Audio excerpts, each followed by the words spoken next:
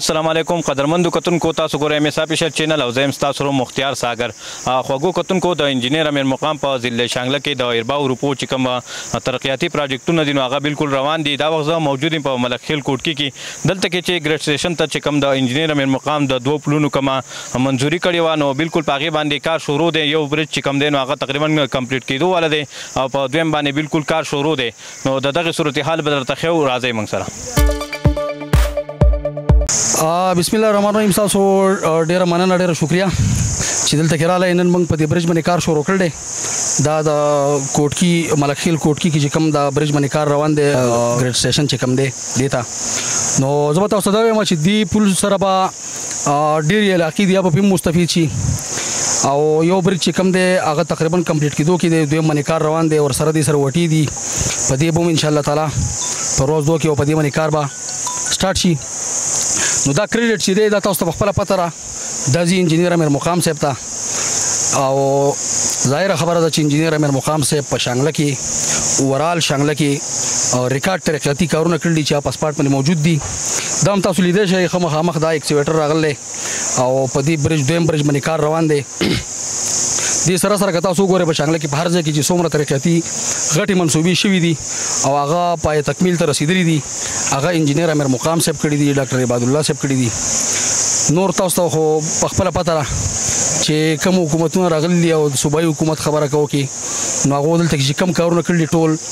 نیمګړي کارونه دي او په اسپاټ باندې یو کار هم نشته دا راته ووایه چې دا په څونه وخت کې دا 2 پلونه چې دي دا به کمپلیټ شي او انشاءالله تعالی د الله پاک نه امید دی چې په 3 میاشتو کې دنده به دا پورا ټوټل روډ وټې د دواړه بریجونه هر څه مکمل انشاءالله تعالی دا به کمپلیټ وي او په دې باندې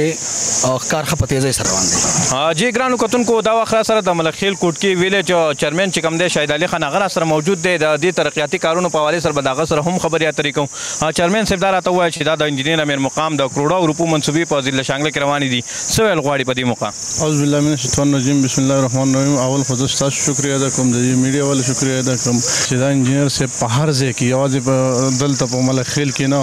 په ټوله شانګله کې چې آل راونډ تاسو وګورئ چې کوم مین پروجیکټونه دي که په بجلۍ کې په مت کې دي که د روډ په مت کې دي که په هر د اوبو په شکل کې واټر سپلای په سکیمونو کې نو هغه ټول د انجینیر صاحب دي اوس دلته راشئ د ملکخیل ایریا له راشئ دلته که تاسو ته غټ پروجیکټ نه نو هغه ټول عمر له چیزونه انجینیر صاحب کړي او اوس دا د ګریډ دغه دی نو دا اولنی کوم پیز 1 کې چې دی کوم برج کړ دی نو هغې نه کانډو ماڼۍ سر جی سارګې او ستاسو دا خوړ کالونۍ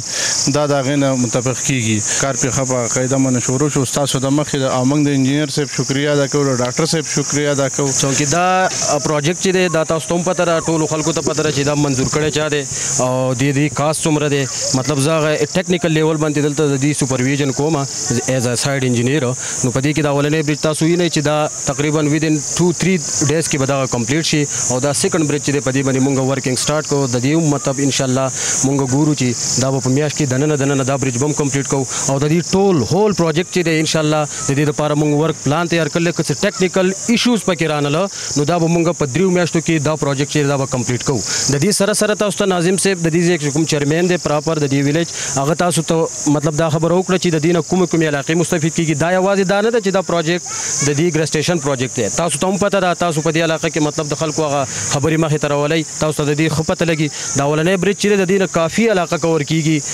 ماڼۍ سر شو داسې نور علاقې دي زه خو چونکې لږ بهر کس یم ما ته د دې علاقو نومونه نه دي یادو خو د مین کس دا مین سر چې دی د ماڼۍ سر دا پکې د هغې نه مستفید کیدی شي او دا سیکنډ برج چې دی د دې نه دا ګریډ مستفید کېږي نو د دې خلکو دپاره هم دا یو ډېر مطلب د خوشحالۍ خبره ده چې د دې نه د علاقې کور شي په دې موقع راته دا هم ووایه چې آیا د دې پلونو سره سره نور د دې وټې او څومره کار دی د دې پلونو سره سره دې سره خو ما تاسو ته ووي چې انشاءالله د دې ورک پلان مونږ تیار کړی دی چې دا په څومره ټایم کې مونږ کمپلیټ کوو دې کې که ریټیننګ واز دي که دې کې اسپالټ روړه وغیره هر څه چې دی اینی ون دا به مونږ ودین 3 منثس کې به دا مونږ کمپلیټ کوو انشاءالله الله که څه ټیکنیکل ایشوز پکې رانل نو دا به ان شاء الله ویدن 3 منث کې به دا مونږ کمپلیټ کوو. بالکل کتونکو تاسو کا ته چې دلته کې د ګریډ سټیشن چې کوم 2 پلونه دي نو پاغه باندې باقاعده کار روان دی ډیر په تیزی سره. قدرمنو کتونکو د دې سره یوازې ګریډ سټیشن نه بلکې د سره 3-5 علاقې داسې دي چې دغه خلکو ته هم ډیره زیاته اساني راشي ولې چې کوزي ماڼۍ دغه شانتي جې او دغه شانتي نور علاقې چې کوم دي نو هغه په دغه سړک باندې پرتی وي تر اوسه پورې دغه سړک وته او دغه طرف ته کچه سړک خو هغه ته پول نه د دې سره به هغه علاقو ته هم ډیر زیات سہولت شي. نو قدرمنو کتونکو دا زموږ نننۍ خبرونه تر بل خبرونه پر خپل قربا مختیار ساګر لور کې اجازه تلو الله پاما.